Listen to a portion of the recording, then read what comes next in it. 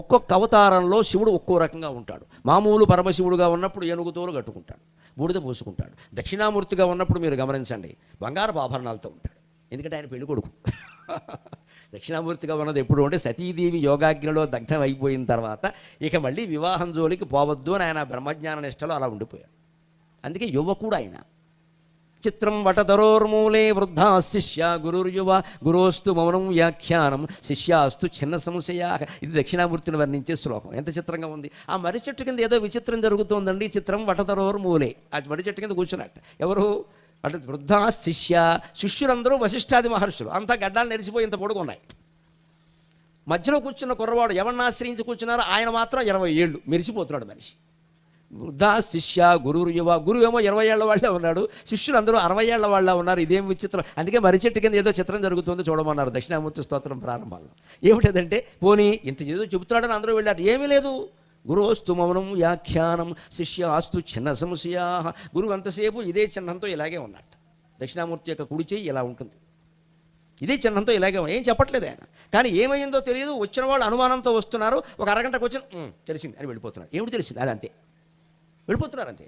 అంటే మౌనం ఆయన నుంచి వీళ్ళకి ప్రసరిస్తుంది అని ఇదే చిహ్నంతో ఉంటాడు ఆయన. అది మహాతపస్సు. అది దక్షిణామూర్తి అవతారం.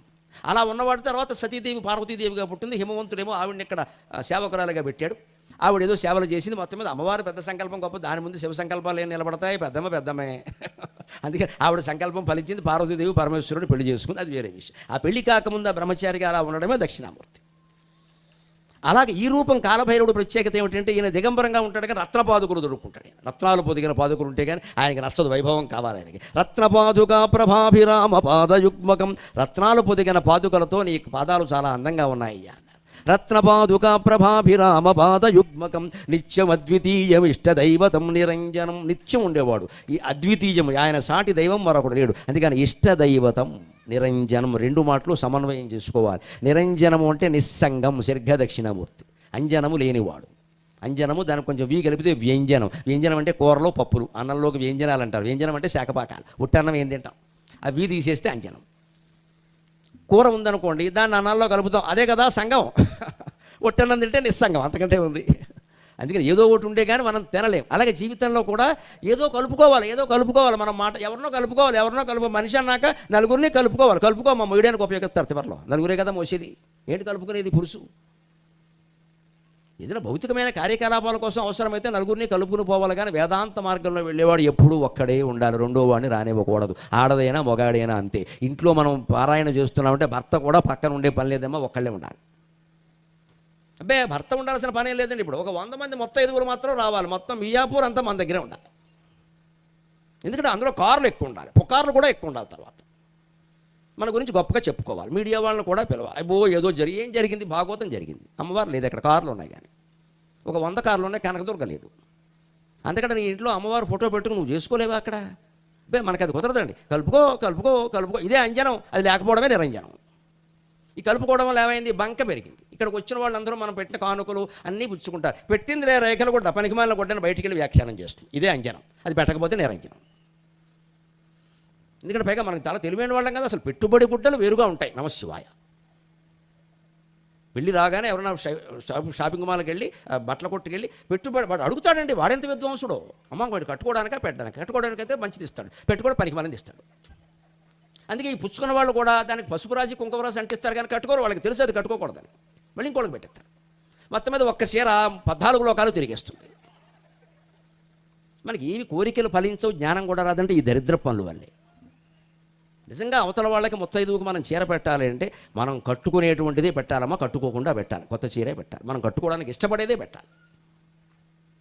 అప్పుడు ఆవిడ నేను కట్టుకుందాం అనుకున్నానండి, నాకంటే మీరు ఎక్కువ అని మీకు ఇచ్చాను అంటే పరమానందపడుతుంది. ఇంటికి ఆడపడుచు వచ్చినప్పుడు అటువంటి చీర ఈ మరదలు పెట్టి నేను కట్టుకుందాం అనుకున్నాను వదిన మీకు ఇచ్చాను అని ఇచ్చి బాగుంటుందంటే అదేమిటే నువ్వు కట్టుకోపోయావా అని ఆవిడ ఉంటుంది. పక్కన ఈ భర్త పరమానంద పడతాడు. పాలసముద్రంలో విష్ణుగా ఉంటాడు. మా ఆవిడే మా అక్క ఎంత ఆనందంగా ఉన్నారని. ఆ సామరస్యం ఉంటే ఆ మగాడు 1,00,000 కాదు, మన నెలకు 10 లక్షలు సంపాదిస్తాడు ఆనందంగా ఉండి. కొట్టుకు చచ్చిపోతుంటే ఎలాగా? ఎదుటి వాళ్ళకి పెట్టాలి అనేసరికి పనికిమాలిన కొట్లన్నీ వస్తాయి. మనం కట్టుకోవడం అనేసరికి ఇటు తిప్పి అటు తిప్పి తిప్పేసి ఇక్కడ ఇవన్నీ లేకపోవడమే జ్ఞానం అంటే. నిరంజనం అంటే అర్థం అది. ఊరికే నిరంజనం అని గురించి మనం స్మరిస్తే ఉపయోగమే. అందుకే నేను అర్థం విశేషంగా చెబుతా, కాస్త టైం తీసుకున్నా సరే. ఎందుకంటే మనుషుల్లో మార్పు రావాలి. ఈ అంజనాలు లేకపోవడమే నిరంజనం అండి. ఎందుకు ఊరికే ఇంతమంది తిని బంకలా పోసుకుంటాం? త్యాగం చేయి. ఆ సంగత్యం వద్దు, ఊరికి ఇచ్చేయి, వాళ్ళకే ఇచ్చేయి, వాళ్ళు సంతోషిస్తారు. ఆ చిరునవ్వు చాలు మనకి. వాళ్ళు ఎదురు వాళ్ళు నవ్వుతే ఎంత మంచి చీర పెట్టారు, ఎంత ఆతిథ్యం ఇచ్చారు, ఎంత మర్యాద చేశారు అని వాళ్ళు చెప్పుకుంటే మనకు అదే చాలు కదండి. మనం వెళ్ళినప్పుడు అంత చేయకపోయినా మనకి ఇబ్బంది లేదు. అలా నిరంజనంగా ఉండగలిగితే ఇష్టదైవం కాలభైరవుడు మనకి ఇష్టదైవం అవుతాడు. ఏదో ఒక ఇష్టదైవాన్ని ప్రత్యేకంగా కలిగి ఉన్న అందరు దైవ రూపాలని ఇష్టపడడం ఉంది. అదే హిందూ ధర్మం, అదే హిందూ ధర్మం. ఎప్పుడు మనం అన్ని పండుగలు మనం చేసుకోవాలి. ఇష్టదైవం ఒకడు ఇంట నుండి నచాలు కాలు మోపబోదు కష్టమెప్పుడు. ఇష్టదైవం ఒకడు ఇంట నుండి నచాలు కాలు మోపబోదు కష్టమెప్పుడు. దైవమందు నిష్టభావమే మనకున్న ఇష్టపడనిదేమీ సృష్టి యందు. ఇష్టదైవం అనేది ఎప్పుడు మనస్సులో పెట్టి మన ఇష్టదైవాన్ని మనం స్మరిస్తూ ఉంటే మన ఇంట్లోకి కాలు పెట్టే ధైర్యం కష్టానికి ఉండదండి. ఆ ఇష్టదైవం చూసుకుంటాడు అన్నీ కూడా. అదే దైవం మీద ఇష్టభావం పెంచుకున్నాం అనుకోండి, ఇష్టపడనిది ఏది సృష్టి యందు. ఇంకా ఇష్టపడదంటూ వేరే ఏది ఉండదు అసలు. అన్నీ ఇష్టపడతాం మనం ఖచ్చితంగా. ఆ ఇష్టపడడం ఎలా ఉంటుందో 7వ శ్లోకంలో చెబుతున్నాడు. అట్టకాసభిన్న పద్మజండ కోటి సంచితం దృష్టిపాత నష్టపాపజాలముగ్రనాశనం అష్టసిద్ధిదాయకం కపాలమాలికాధరం కాశికాపురాధినాథ కాలభైరవం భజే. అట్టకాసమాత్ర భిన్న పద్మజాండ కోటి సంతతం. చివరి ప్రళయకాలంలో శివుడు కాలభైరవుడిని వదిలిపెడతాడు. చూసుకో, కాలం ముగిసింది, ఒక్క మొరుగు అయిపోయింది ప్రపంచం అంటాడు. ఆయన బయటకు వచ్చి అట్టహాసం చేస్తాడు, వికట అట్టహాసం. భక్త ప్రహ్లాద సినిమాలో హిరణ్యకశ్యపుడు ఎస్వి రంగారావు గారు చేస్తాడే, రావణాసురుడు వేషం వేసినప్పుడు చేస్తాడు వికట అట్టహాసం. సీతాదేవిని ఇలా పట్టుకెళ్ళిపోగానే రంగారావు గారు అటువంటి వికట అట్టహాసం చేస్తాడు ఖచ్చితంగా. ఎందుకంటే అదొక ప్రళయానికి సూచన.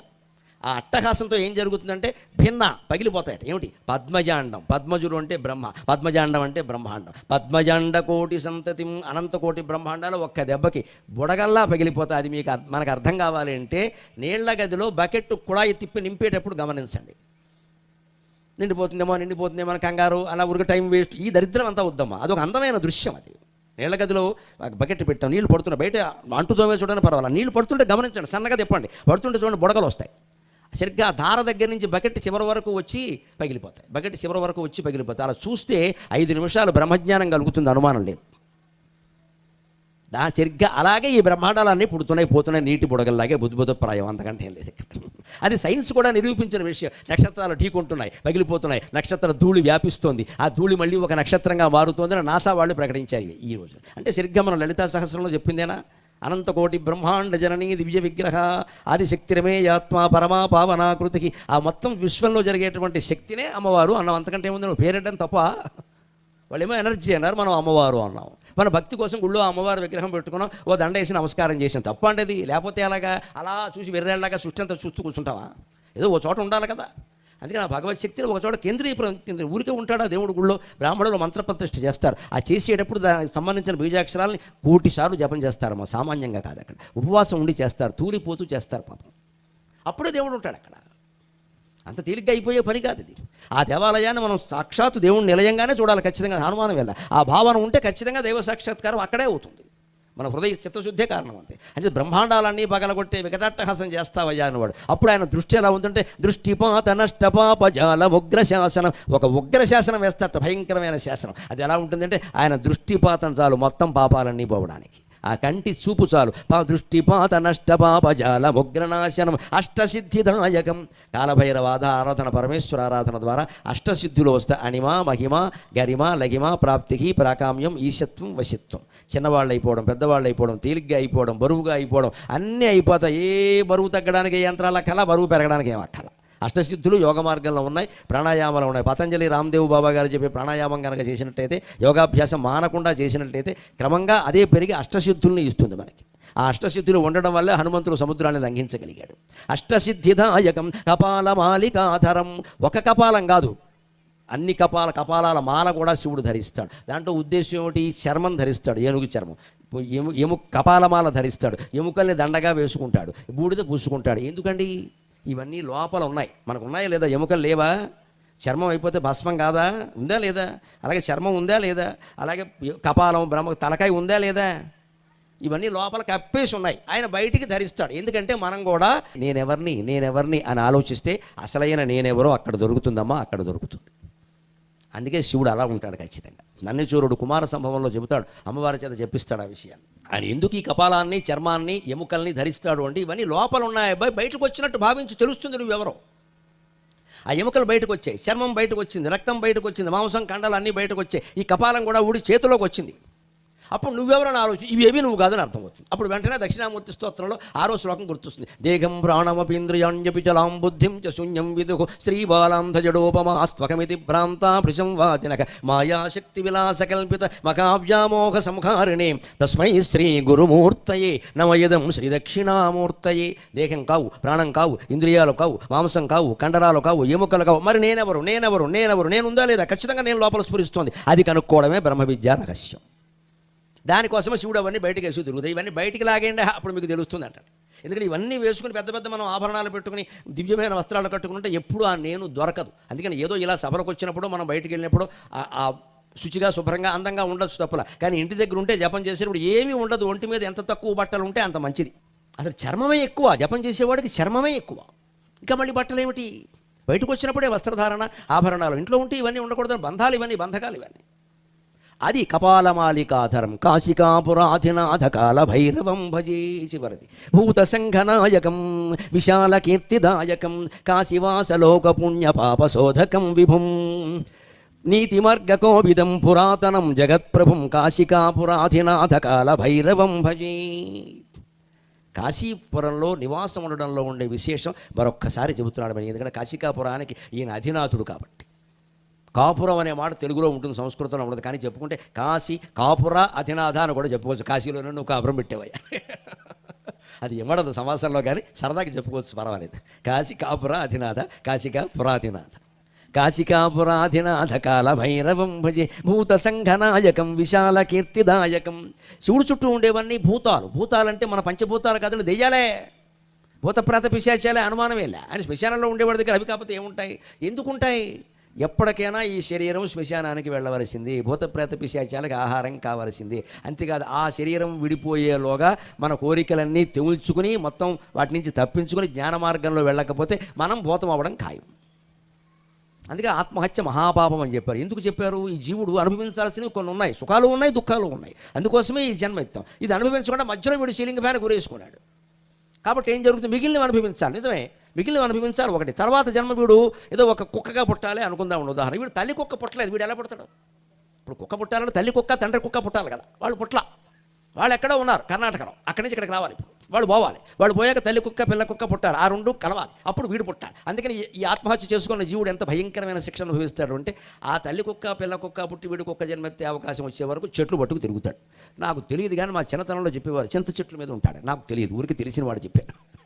బహుశా దెయ్యాలకు కూడా చింతకాయ పచ్చడి చాలా ఇష్టమేమో, నాకు తెలియదు. చింత చెట్ల మీద ఉంటారనేవారు. వాళ్ళకు ఒక ప్లేస్ ఉంటుంది. ఇప్పుడు మనకి ఏదో గేటెడ్ కమ్యూనిటీ అన్నట్టుగా దెయ్యాలకు చింత చెట్టు, దానికే ఉంది. అక్కడ 3 BHK 2 BHK అన్ని రేట్లు తేడాలు ఉంటాయి. వాటికి ఒక నివాసం కావాలి కదా. అందుకని ఎట్టి పరిస్థితుల్లో ఎన్ని దుఃఖాలు ఉన్నా సరే ఆత్మహత్య అనే ఆలోచన రాకూడదు, రానివ్వకూడదండి. ఎందుకంటే ఇవన్నీ అనుభవించక తప్పదు, వాడే భూతం అవుతాడు.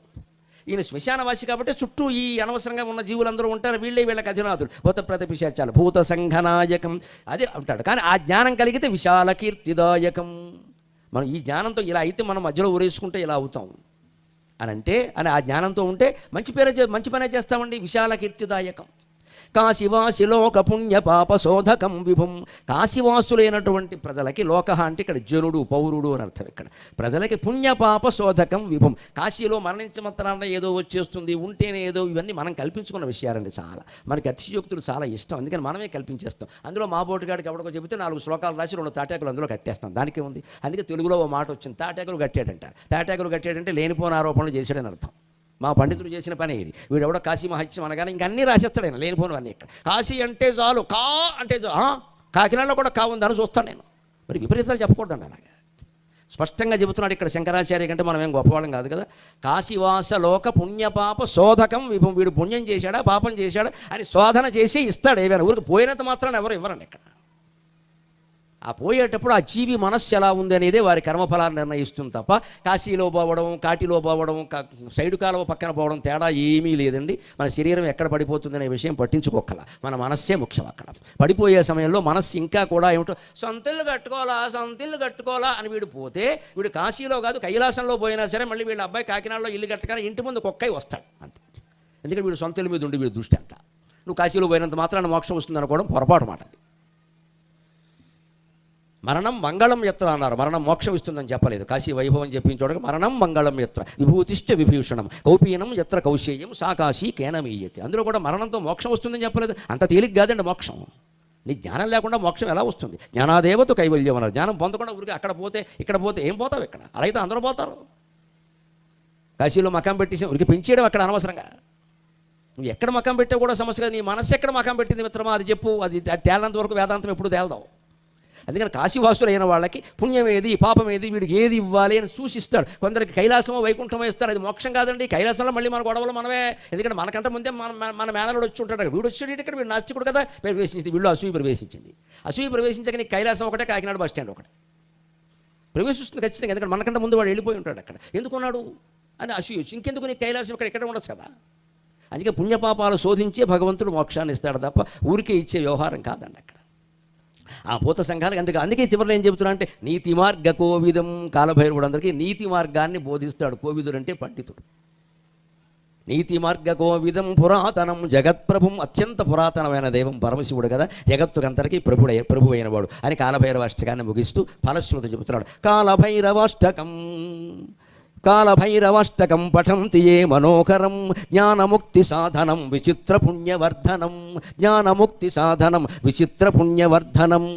కాలభైరవాష్టకం పఠంతి ఏ మనోకరం జ్ఞానముక్తి సాధనం విచిత్ర పుణ్యవర్ధనం. శోకమోహదైన్యలోభకోపతాపనాశనం. శోకమోహదైన్యలోభకోపతాపనాశనం. తే ప్రయాంతి కాలభైరవాంఘ్రి సన్నిధిం ధ్రువం.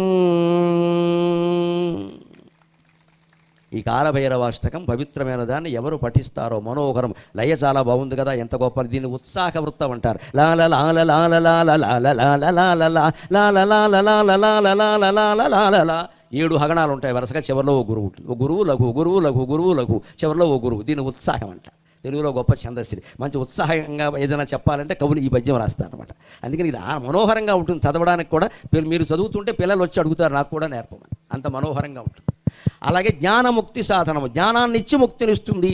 అజ్ఞానంతో ఎప్పుడూ ముక్తి రాదు. ఎన్ని పూజలు చేసినా, ఎన్ని అభిషేకాలు, ఎన్ని తీర్థయాత్రలు చేసినా నేను దైవం ఒక్కటైనా అద్వైత జ్ఞానం పొందకపోతే ముక్తి వచ్చే సమస్య లేదు. అందుకని జ్ఞానం ఇస్తాడు ముందు, తర్వాత దాంతో ముక్తి ఇస్తాడు. విచిత్ర పుణ్యవర్ధనం. వాడు నాకు అది అక్కర్లేదు, పుణ్యాలు కావాలంటే అవే ఇస్తాడు. నీ కర్మరాబాయి అనుభవించమని. విచిత్రమైన పుణ్యాలు వృద్ధి పొందింపజేస్తాడు. మళ్ళీ జన్మ ఎత్తుతాడు, మళ్ళీ పొందుతాడు. ఎప్పటికో జ్ఞానం పొందుతాడు. ఆయన ఏం చేస్తాడు?